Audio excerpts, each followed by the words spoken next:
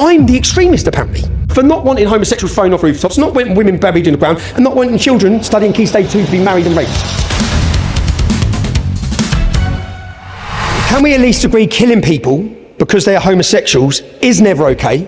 It was never okay then, and it's not okay now. Now, I'll have to listen, won't I? I'll see how this works. Where does it say in the Quran or the teaching of Prophet Muhammad that someone who is homosexual or gay should be executed? You don't need to convince me, mate. You need to convince the 8 Islamic countries that are killing them, the people who are being thrown off rooftops. Go have your argument with Hamas, go have your argument with ISIS. You don't need to convince me. In 2023, the head imam of the Green Lane Mosque, the head imam, you can watch this video, actually gives a seminar to his congregation on how we keep the modesty of the woman before we smash rocks at her head. So you see, she has to be buried up to a certain level to preserve her modesty. Kind of information.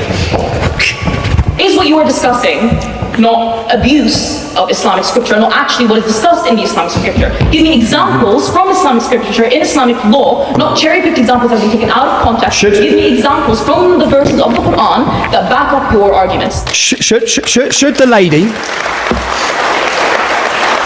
The simple question is, should the gay person who was thrown off the rooftop have been suspicious? Should the lady buried into the ground having rocks smashed at her head, which is the law which I'll get to...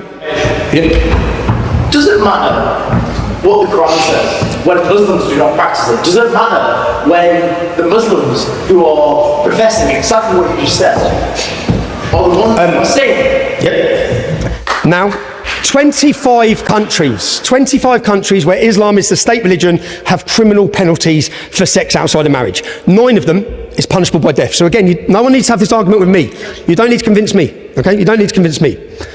Again, who's protesting about this? Can we at least agree as a room? Can we look for some common ground with the Muslim community? Stoning people for having sex outside of marriage is never okay. It was never okay. It's not okay then, and it's not okay now. Since Jewish law says the same thing, I'm not here to talk about Jewish law. Should we be suspicious of Jewish law equally? Will you be consistent, sir? That's not the question we're here for. If you want to have that question debate, have it. Yeah? Consider the fact, I'll just finish please. Consider the fact that there are no Jews, none, in any of the 26 countries where Islam is the state religion. Countries which once held thriving Jewish communities. This is not an accident, and there are precious few Christians in any of these Islamic countries either, that once had majority Christian populations. You see, one way or another, these countries are following the example of Muhammad. I will certainly expel the Jews and Christians, excuse me, can I just finish? I will certainly expel the Jews and Christians from the Arabian Peninsula and will not leave any but Muslim. That's a quote of Muhammad, Sahih Muslim. Sahih being the authentic, considered most authentic hadith. Please, can I just finish? Wonderful. Thank you. On the point. Sorry. You don't have to accept. No, it doesn't. Can I carry on? Put your hands up if you think it's okay for a man older than most of your dads, say in their 50s, to marry someone in infant school, let's say 6 years old, and consummate that marriage, rape, when the little girl reaches 9. By the way, that's year 5 doing Key Stage 2. Doing Key Stage 2. No, please, because I know many of you gentlemen should have your hands up at this point, no? We're going to get onto it, but you agree that Muhammad was perfect, as we know. He married a 6-year-old, had sex with her when she was 9. We've previously had this discussion, Andalusia. Do you think children should be suspicious of Islam who are studying Key Stage 2?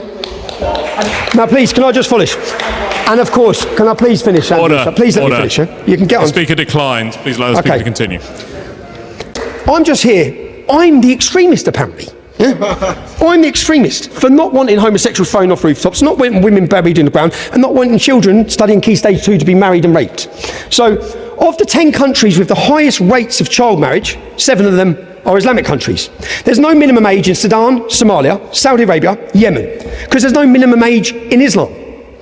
But whatever the stated legal age for marriage is in some Muslim countries, forced marriage of young girls, often to much older men, is prevalent in Afghanistan, in Pakistan, in Bangladesh, Burkina Faso, Yemen. I could go on and on.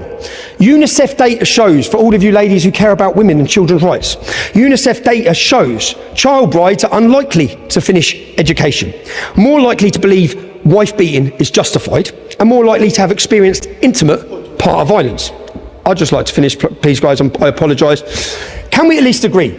Executing prisoners of war, including young boys, carrying out ethnic cleansing of Jews and Christians from the lands, or marrying and having sex with a little child when Muhammad was 53 years old?